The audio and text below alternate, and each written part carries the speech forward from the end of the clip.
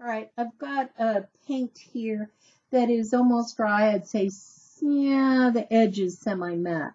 And what the instructions are is you want to wet the paper in the surrounding area, really in a controlled manner, in an area 5 times the edge. And what happens is you want to make the paper as wet on one side as it is on the other. And this is drying very rapidly. And then the idea is briefly put this down, and the blue, it will travel up.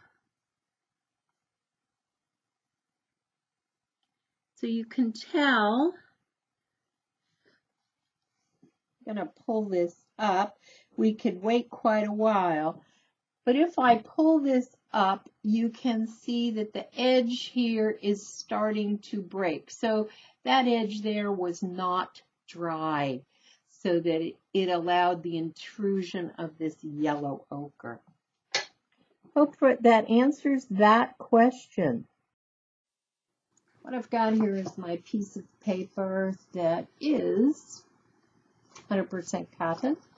And then I've got a clear piece of plexiglass. I know it's going to be hard to see with the light.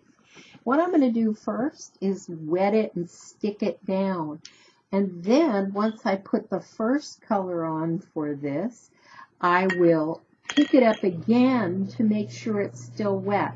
What I want to do is begin to have the paper have some absorption, some moisture coming from the back. And being it's on plexiglass, it won't dry out as fast. So, you can pick it up, and once I paint that again, because what do I want? I want even wetness on the paper. I want to capture that. I'm going to show you another method other than the 2 steps. So one would be take your paint, and I have just a piece of acrylic here. I'm wetting that acrylic, and what I want to do is I'm going to stick my paper down, and this is a cotton paper, so it will absorb the paint and keep it moist. Then I can go in with my little 2-step method. It's going to stay damp a little longer. Going to wet it just outside that area. It's right up to that blue.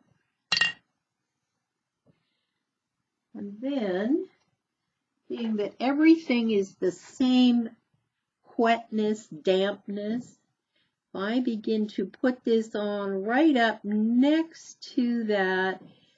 We will be able to see the mingling and the softening of that edge of that blue. Why? Because when there's wet and equal wet, you won't have a line. So there's how to soften that line again.